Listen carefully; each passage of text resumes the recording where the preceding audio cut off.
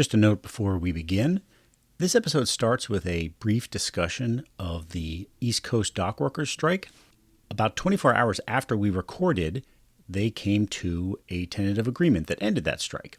Nevertheless, the discussion is still relevant. All right, on with the show.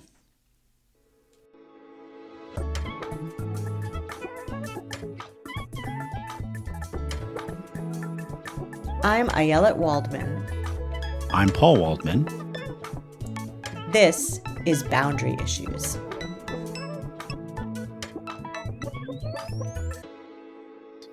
Welcome to Boundary Issues, the podcast where two siblings solve all the world's problems while blaming each other for their own. I'm Paul.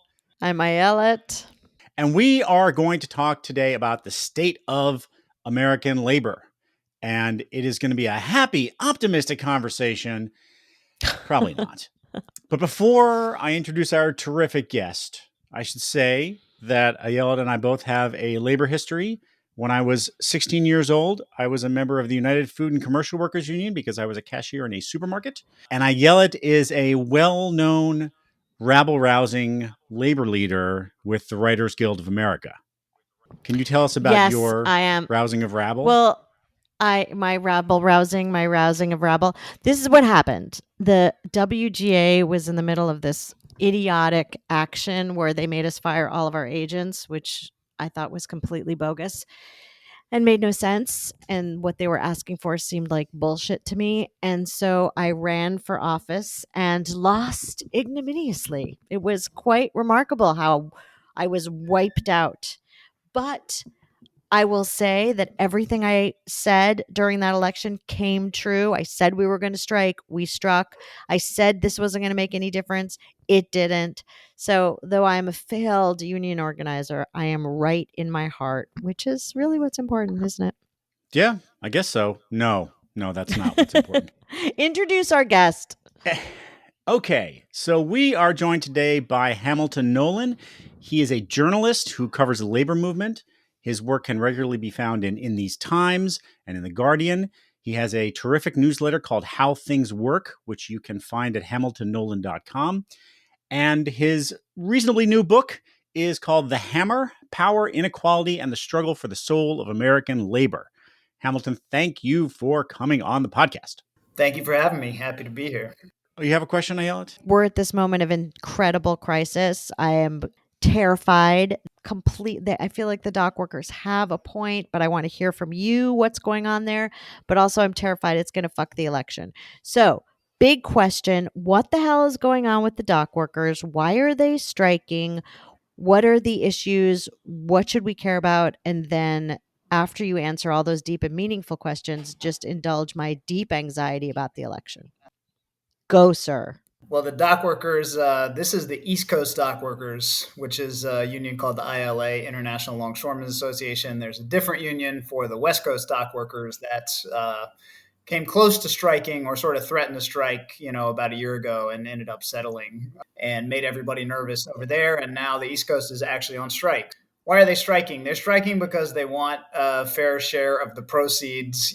They work for these huge international shipping conglomerates that made $400 billion since the pandemic, and they want more money, which is pretty reasonable. And longshoremen have always been an interesting and important part of organized labor because they are, these workers that sit at this incredibly important place in the global economy and have this ability to, cause incredible economic damage when they go on strike. And so in the way our system works, you get paid for that if you sit in that place, and going on strike is the way for them to get their fair share. I actually have a chapter in my book about South Carolina, and I wrote a lot about the ILA in Charleston, the longshoremen down there, and how they sort of have created some of the only really good, solid middle-class jobs for working people, in the state of South Carolina, and particularly for Black working people, in that state. That union is an example of one of the only places where Black working class people can go for a really decent job. So we got to stand with the dock workers. The reason they're on strike now because their contract was up on October 1st. I really doubt that that's going to be enough to swing the election, given the the way that everybody is already so entrenched, like even presidential debates can only move the needle like 1%. So I highly doubt that a longshore strike is gonna have that much of an impact on the presidential election. I understand why people are nervous, but in the big picture, these are workers in a really important place in not just the national but the global economy who are asking for their fair share. Is that industry, is global shipping, there was the sort of COVID crisis, is that an industry that has increased profits substantially and increased payout to the C-suite in the same way we see in other industries without trickling down, as they say, to the people who are actually doing the labor? Yes, I think is the short answer. I don't want to pose like a logistics industry expert, but during the pandemic, those companies raised prices substantially. Global shipping costs went way, way up through the roof. And so the companies reaped a huge amount of profits since the pandemic. And this is kind of the way that cycles go in unionized industries. Contracts can last for a number of years as the economy changes. And this is the contract coming up after these companies have made all these huge profits that is the workers' chance to say, okay, now it's time to pay us this part of the profits. When you saw the UAW went on strike last year against the automakers, that was like more than a 10-year cycle coming out of the Great Recession and all these givebacks. And then the economy had come back and the companies had started making money again, and it took that long for the unions to rally to be able to say, okay, the economy's different now. We want to be paid back for the sacrifice we made. So it's a little bit comparable to that. I have some political questions, but maybe we could kind of pull back and I could ask a two-part question to get your perspective on, which I'm sure you get all the time.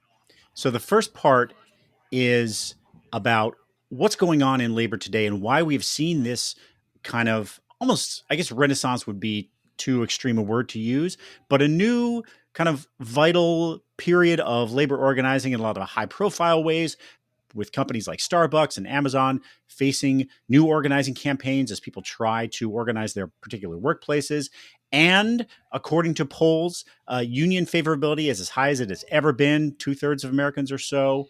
So I think you know what the second part of the question is, but the first part, let's just deal with that. What do you think accounts for this new kind of increase in the popularity of unions, the kind of a new vitality among organizing in certain places? I do get that question a lot, so I'll give you the rapid three-part answer that I think is the answer to that. One part, and the biggest part, I think, is 50-year rise of economic inequality in this country that is, eroded, has caused wage stagnation, has funneled huge wealth to the rich, been going on since the Reagan era. Huge rise in economic inequality, death of the American dream of the one-income household that can send your kids to college and all that. I think over time, the frustration of working people has grown to the extent that it pushes people to start thinking about how they can turn that around. And the labor movement is the obvious answer to that. And in fact, when unions were strong, the situation was very different. So breaking the unions in the first place was how we got this crisis. The second part, I think, was COVID and the pandemic and millions of workers being sort of thrown out on their ass overnight and seeing that they had no safety net or being called essential workers and not getting any gains out of it. That was an acute crisis that also, I think, spurred people to say, we need something better. We need a safety net. We need something to protect us. And the third reason I think that maybe it's been a little more high profile is that the media industry has seen a lot of unionizing itself in the past 7-8 years. And so you've had thousands of journalists who are kind of taking a newfound interest in labor issues because they're going through union campaigns in their own workplace. And I think that you've seen labor journalism itself increase in that time period, and so labor issues are getting more attention in the media too. That last part depresses me so much because that means that there has been this ebbs and flows, crises and not crises, organizing and not organizing, and the media just doesn't pay any attention to it unless it's their own asses. I mean, yeah, of course, but it's so depressing, don't you think? Well, it is depressing. I mean, there was a time not that long ago when every major newspaper in America had a labor reporter, and that was a real normal thing. And the decline of the newspaper industry and decline of journalism industry has washed a lot of labor reporters out. And so the union wave that kind of went through the media industry I would say it's not just reporters talking about themselves, but it's people going through union campaigns and getting their eyes open to the importance of this stuff. So the positive interpretation is like it's more of an educational experience for journalists themselves, and they say, "Wow, this stuff is important," and they start viewing politics and the rest of the country through that lens a little bit more. All right. Well, if the invigorated organizing situation is the good news, the bad news, and I know you know this is coming, is overall union density has not gotten any better despite this new era of organizing that we've seen. It's still about 10% of American workers belong to unions. In the private sector, it's 6%. The reason it reaches 10% is because the public sector, government employees, teachers, firefighters, etc., those are much more likely to be members of a union. It's about a third of public sector workers who are organized. So if people want unions, and I've seen polls that say something like half of American workers who don't have union representation would like to be part of a union. If people want it and there's new organizing happening, why hasn't it made a dent in the overall big picture? Yeah, it's a good question. It's kind of what my book is about. One answer is that America has horrible labor laws that make it hard to organize and make it hard to sustain union power, make it hard to build unions. That's kind of the traditional answer, and that's the answer that union leaders will give you typically when you ask this question. But I think the other part of the answer is also that the labor movement itself has not rallied to this crisis that they're in. This decline of worker power from 1 in 3 workers being a union member in the middle of the 20th century down to 1 in 10 today, which is obviously an enormous existential crisis for unions. You don't see the existing unions rallying themselves to organize at the numbers that it would take to turn that around. I went to the AFL-CIO convention a couple years ago when I was reporting my book, and their big announcement was we're going to organize 1 million new workers in the next 10 years. And when you do the math, union density will keep going down if you organize that many workers because it's not enough to even keep up with the job. So we need to talk about organizing 10 million new workers in the next 10 years. And you see that kind of ambition in certain unions. You see it, in the UAW and Sean Fain, and you see it with Sarah Nelson and the flight attendants. But in the labor movement as a whole, unions are a bit lazy. They're a bit institutional, and they are for collectively are not rallying themselves to do the new organizing they need to do. Do you think it requires charismatic leaders like Sean Fain? I know in your book you talk a lot about Sarah Nelson, who's the head of the flight attendants union. Do you think that's an important part? Is that they have somebody they can look up to who's not just kind of like trying to hold on to the meager gains that they have?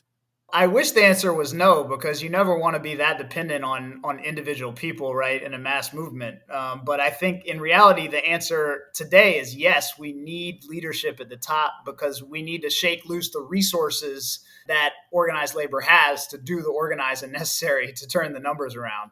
There are some structural changes that you could make in organized labor to kind of create new institutions that would just do new organizing and stuff like that.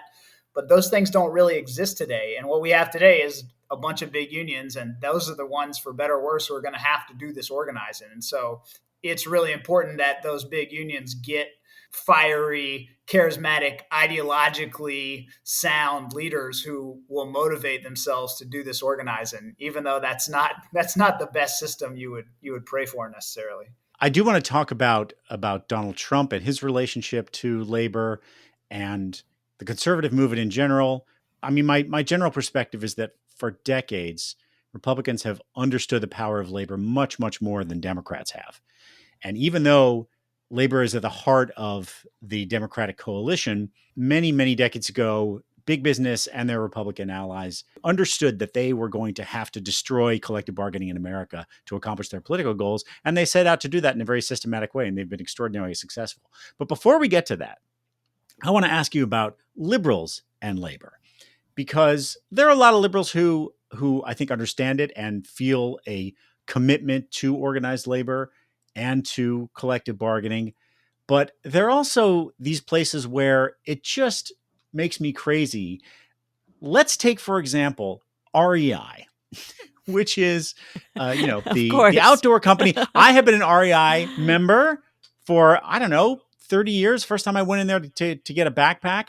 And it is this company that is supposed to embody all of these Wonderful liberal values. Let me read you something from the REI website. It says, "Change ripples from the inside out. Becoming a fully inclusive, anti-racist, and multicultural organization is how we will drive the positive change we want to see in our industry and society. And while we're not there yet, we're proud of the progress we've made together." And on REI conference calls, apparently they do the land acknowledgement thing, but at the same time, the company is trying to crush any kind of hint of organizing at its locations. And I wonder if you see this as a broader problem, that there are parts of the left that just do not have any kind of real on the ground commitment to organizing and to enhancing worker power, despite the fact that they say they are committed to all these other kinds of liberal values. Yes, I mean that's a very real thing that you've identified. I wouldn't put REI in the category of the left, obviously, based on their actions, but it is a very real thing of these pseudo progressive companies that suddenly have a union drive and turn into basically Walmart. I mean REI does it. Starbucks is probably the biggest and most high profile example. Now they're a massive company, so maybe they lost their little liberal credentials long ago, but like incredible union, illegal, criminal, vicious union busting for all over the country. REI is doing it. Whole Foods, all these companies are anti-union, and I think one of the good things about looking at business and politics and economic through the lens of labor is like it really kind of tears away the veil, and it tears away the bullshit of how things actually operate, and most things operate according to capitalism. I mean, capitalism is the driving force of REI much more than whatever they put on their website or whatever land acknowledgments they make. You do find here and there good employers who will voluntarily recognize a union and will work, with their employees in a union and sort of live the values that they espouse. But the bigger the companies get, the less likely you are to find employers like that. And by the time you reach the level of like big public companies in America, they're essentially all anti-union. They essentially all use the same anti-union playbook. Every anti-union drive is essentially the same, all the way from McDonald's and Amazon up to Ivy League universities who are union busting their grad workers and their professors. It's the same playbook and the same lies and the same intimidation. When you see all that stuff, it makes you realize that America works according to the rules of capitalism much more than this other stuff that a lot of these places espouse. Can I ask a question that harkens back to something we were just talking about? You were talking about the flight attendants union, and then when we were on strike in the WGA, there was a Teamsters leader who she was so inspiring. She just kind of rabble rousing in the best possible way. Our own sort of weak, pathetic leaders who, in terms of their speaking style, they couldn't rouse a whatever, and let alone a rabble. But she just knocked it out of the park when she spoke and was just amazingly inspiring. Do you think there's been an increase in female leadership in the union movement? And might that be part of I know we said we wouldn't call it a renaissance, but maybe the sort of blossoming of union activity? Has there been growth in female union leadership? There probably has, to a small extent. I think Lindsay Dougherty is the Yeah. Teamster you're talking about in Hollywood. Very fiery, good leader. I saw some good WGA picket line speeches. I want to shout out Every once in a while. Every once in a while. Unions themselves today are actually the growth in union membership is females, is women, and is like people of color and women of color and immigrant workers. Like that's who's fueling the labor movement to a large extent today. So you do have really high profile union leaders today who are women. Randy Weingarten at the American Federation of Teachers, SEIU has a woman leader. Sarah Nelson is a woman leader. Becky Pringle, who heads the NEA, which is the biggest union in America. All these are women leaders. So there are, in fact, a lot of really big, high profile women union leaders. I think in general, there's not a lot of union presidents who are great speakers in my experience. Those you can count on kind of like your fingers, So finding a union president who's a great fiery speaker is much more rare than finding one who's a woman. And that's not a trivial thing. If you want to inspire people and persuade them then it means something if you are media savvy, if you can rouse a crowd, all those things. That's not just for show. That actually has an impact. Now, let me ask you. Let's talk about the Biden administration. Now, Joe Biden comes into office saying he's going to be the most pro-union president in history, and he probably has accomplished that just by virtue of the fact that he went to a picket line, and he has been in some ways sort of like a standard Democrat in terms of things like the National Labor Relations Board. What we see is a regular kind of changing of the guard there. A Democratic administration comes in, they put people who are from the labor movement in one way or another onto the National Labor Relations Board. Then when a Republican president comes in, they put people who are from the anti-labor movement on the National Labor Relations Board. Same thing with, the Secretary of Labor. One of Donald Trump's secretaries of labor was Eugene Scalia, who is, yes, the son of the late Supreme Court Justice and somebody who made a career as a lawyer busting unions on behalf of corporations. And that's who gets to be the Secretary of Labor in a Republican administration.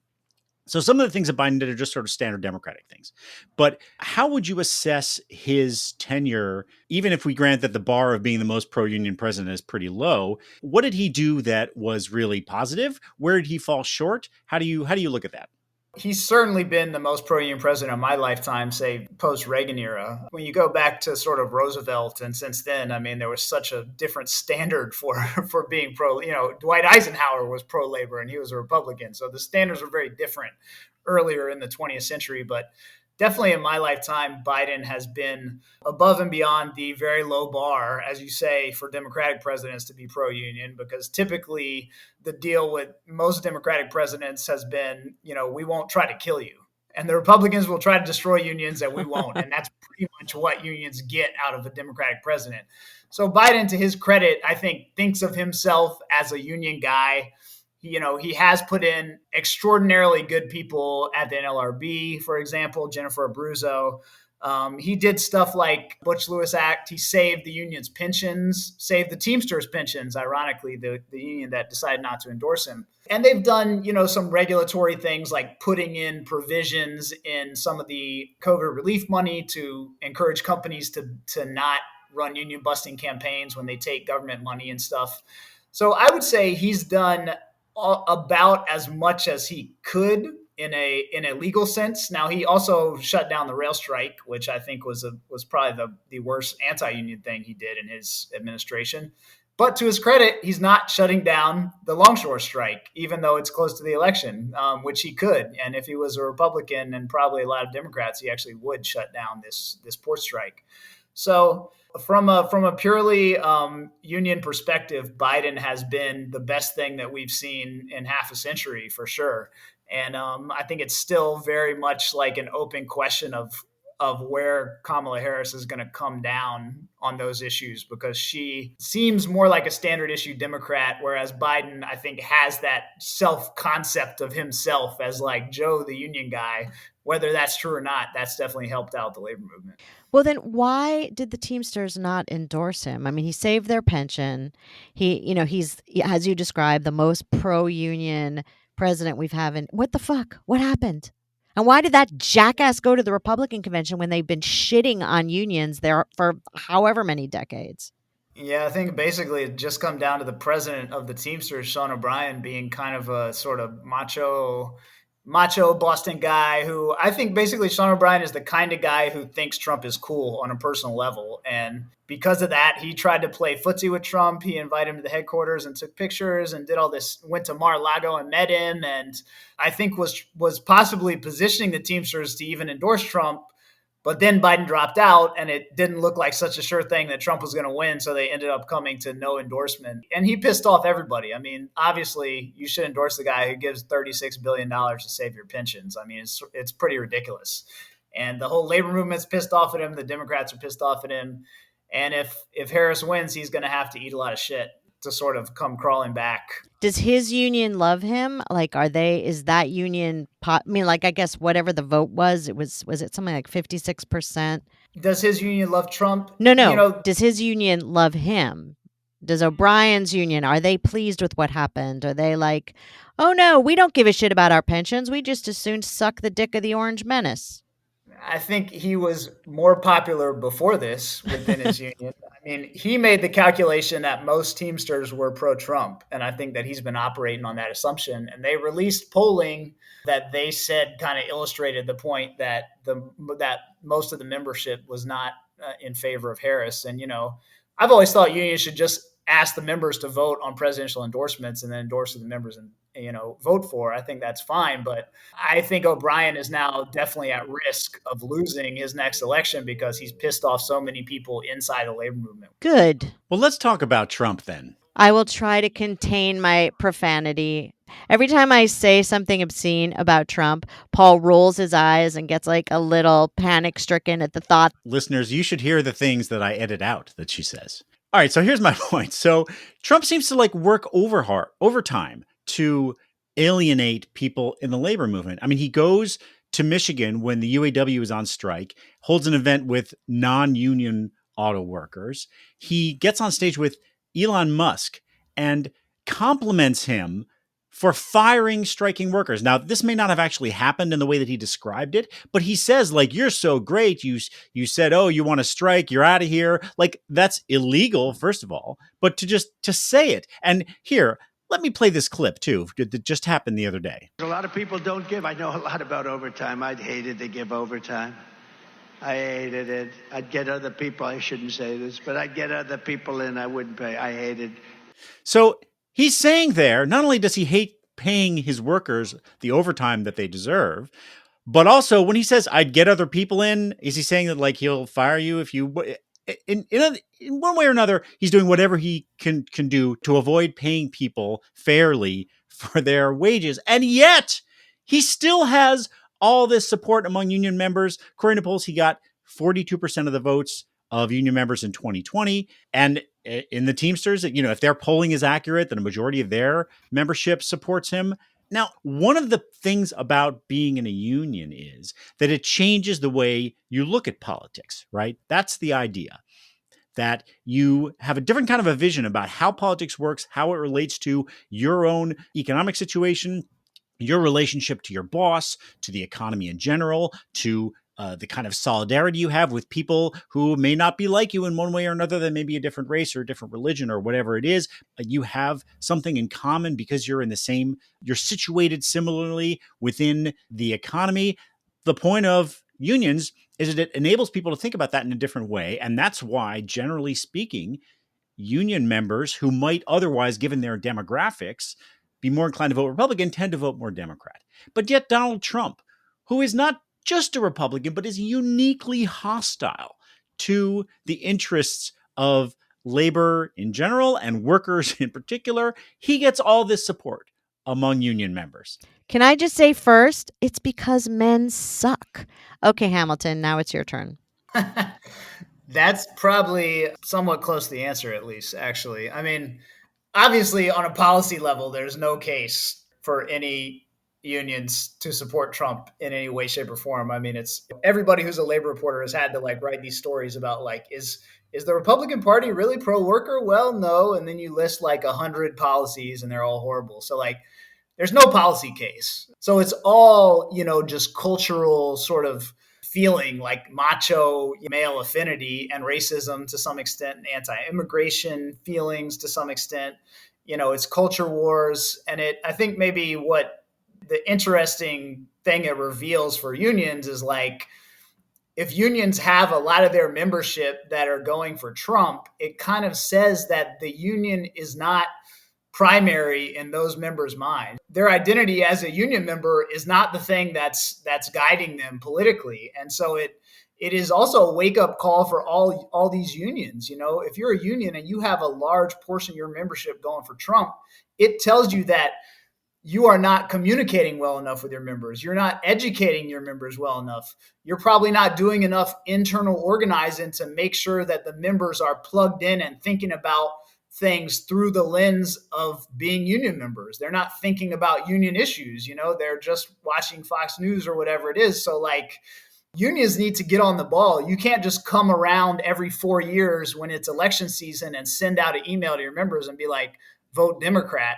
Unions have to be doing this every day. They got to be pulling their members in and educating them and talking to them about why these things are important and what these policies mean. And what a lot of unions are lazy, and a lot of unions don't do this stuff well with their members. And a lot of unions just show up on election day or show up on contract day. And we got to be better as a labor movement, because there's no rational reason why Donald Trump or any Republican today should be getting these kind of numbers from union members. We were talking about capitalism, and I had this sickening feeling, right, that we were basically, moving chairs around on the deck of the Titanic. When we talk about a labor movement in a contracting working class environment, does that make you nervous? Do you see a future? It feels like, some of the stuff I've been hearing from the longshore people, longshoremen, is that automation is a huge concern.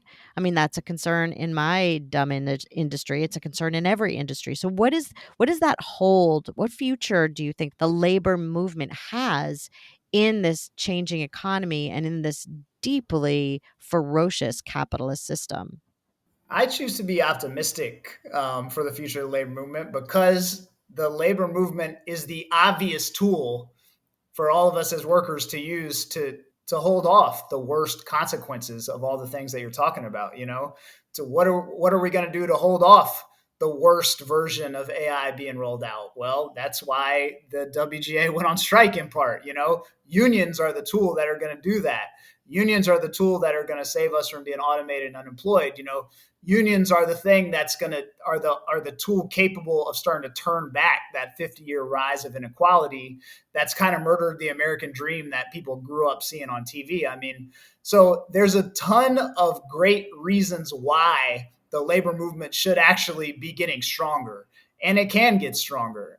We have some agency in this, right? It's not just a matter of sitting back and being like, we've been declining for 80 years, so we're just going to go in the toilet. I mean, all of us who care about this stuff have a role in spreading the word about why unions are good and what unions can do. And there's just so much logic to the idea of more working class people coming into the labor movement that I choose to believe that is the future. Whether that will actually come true, TBD, but we're going to try. Do you think that there's a sort of an image problem? We have this idea that the golden age of the labor movement was in the 50s and 60s, when I can't remember what it is, something like a third or so of the American workforce was organized. And back then, a lot of it was, manufacturing jobs, things that people did with their hands, where like burly guys were all in the union together. And even though, there's been some increase in manufacturing jobs in the last couple of years, but that's a much, much smaller portion of the economy today. And the jobs that have experiencing the most growth are in what they call the care economy. It's people like home healthcare aides, which are often harder to organize, right? Because there aren't so many gigantic employers that you can all do it at once. And there are lots of undocumented workers in the care economy, and that makes it really hard. Although there's a great union that out in California of care workers, babysitters, nannies, home health care aides, that they've made making some progress.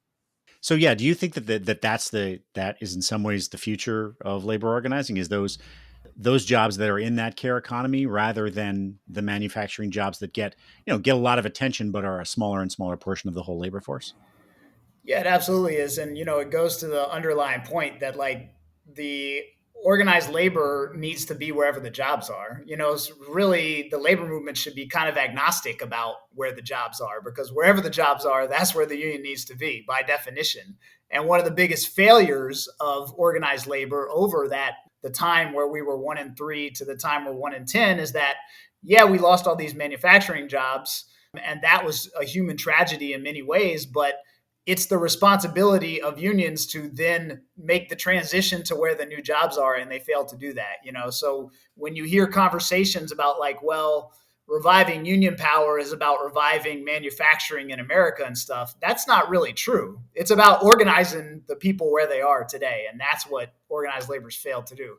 So yeah, there are, SEIU in particular is a big union that's doing a lot to try to organize that care economy. I have a chapter in my book about those in-home childcare workers in California who really did a 20-year long campaign to unionize those workers that was really heroic in many ways and succeeded. They have a union contract now, and it's still a work in progress to raise up the standards of those people. But, it's something that can be done, and it's very it takes, they had to change laws. So there's a lot of politics involved. There's a lot of organizing involved. It sits at the center of all those things, but we know it can be done. It's been done in various states. SEIU is doing it. That's one of their biggest things they're lobbying for with Kamala Harris, for sure. I'm optimistic that it can be done. We just, you need unions to not feel like they have roots in the place where they're standing, and to instead look out at the economy and be like, we have to be wherever the workers are. The one thing I wanted to ask you about that has nothing to do with unions, Hamilton, is you have this Substack where you talk about politicians as cowards and how you vote and who you're voting for, and you're voting for a coward, best case scenario. I would love to have you talk a little bit about that. I heard a lot of people I know, who are a lot of people on the left in particular are so kind of in despair about, our political choice, right? Because they look at Gaza and people don't feel like they can vote for the Democrat with a good conscience. And so they get into this place of despair because they're like, the Democrats suck, but the Republicans are horrible. And what do we do? And that's always, to some extent, been true, right? The Democrats have never been this great, amazing, progressive party.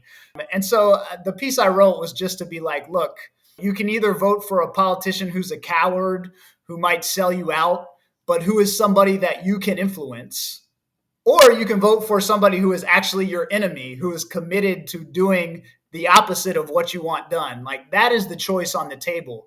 Think of the choice as you are voting for somebody who may be a coward, but that you can organize and you can push them and you can use your own power to push the coward to where they need to be, and that is the scenario that we are actually voting for. And that's better than having somebody who is actually committed to being your enemy. People can just think of politics as another venue for organizing. It's another place where you have to exercise power and you have to push politicians to the right place, and not look at politicians as these are our leaders and these are people who should be our heroes. Just assume they're cowards and they're sellouts, and it's on us to exercise power and push them to where they need to be. And at the very least, if that doesn't make you feel better, it sort of allows you to give yourself permission to vote for the better of the two choices and then keep working. That was always my feeling about Joe Biden on a whole range of issues, is that, he doesn't necessarily have super firm principles that he will never compromise. He's not Bernie Sanders. He hasn't been saying the same things for the last 40 years, but that provides an opening. That means you can influence him. And it turns out that in a lot of ways, say on climate, that the left was really successful in influencing him because he was open to moving if he got enough pressure. And I don't want to turn this into a gripe fest about people who won't vote for Democrats. Why not? But I like the analogy that I heard Ta-Nehisi Coates make once, that voting it's like brushing your teeth. It's just basic hygiene. It doesn't have to inspire you and make you feel like everything that who you are as a person is embodied in this one act. But if you don't do it, then your teeth are going to rot. So you should just do it and then do all the other stuff. But anyway, I do have actually one more political question. There are a lot of Republicans now who want to make their party into, quote, the party of the working man.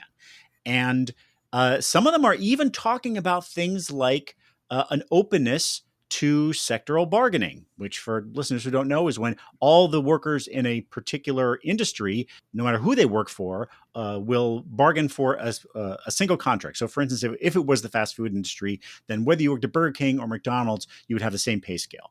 You've heard people like J.D. Vance talk about that maybe sectoral bargaining might be something that they're open to. When you hear someone like that who is absolutely on the right, but is making noises about being maybe a little more pro-labor, what is your reaction to that? Do you think that, is it sincere? Does it matter if it's sincere? Does it provide an opening to actually make some kind of legal changes? It's not sincere. It really drives me crazy because what I see is right-wing politicians trying to put themselves in a place that they see that these issues are real issues. There's a bill called the PRO Act, right? The PRO Act is the big labor law reform bill that would make all of America's labor laws much more pro-worker, make it easier to organize unions, just really revolutionize a lot of the problems in our labor law system. How many of these pro-worker Republicans are in favor of the PRO Act? Nada, zero, none of them. When they say they want sectoral bargaining, they want very weak structures that will replace unions.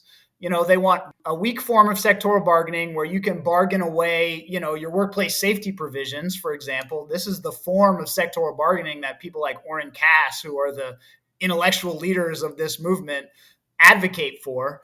But what they don't want are strong unions that can really exercise power for working people. And the other thing I'd say is, like, if anybody out there ever gets into a conversation with an allegedly pro-worker Republican, who wants to talk about the pro-worker version of these right-wing values, count how long it is until they start talking about immigration. The conversation will not go to union power and inequality. The conversation will go directly to immigration, and so in many ways, this whole thing is like a cover for these anti-immigrant views and the scapegoating of immigrants as like the source of all problems for the working class in America. And it's bullshit. And so please, pull out a stopwatch the next time you're in a conversation like that, because I guarantee that is where the conversation will go. That's so smart. All right. Well, maybe that's a great place to end. That's a good place to stop, because it is about power. If you don't have it, somebody else does. All right. Thank you so much. Let me just remind everyone of our guest, Hamilton Nolan. He is a terrific labor reporter. Plug his book. Newsletter is. That's what I'm doing. His newsletter is called How Things Work. You can find it at hamiltonnolan.com. And his book is called The Hammer: Power, Inequality, and the Struggle for the Soul of American Labor. Okay, wait. I want to do one thing. Journalism, we know what a crisis it's in.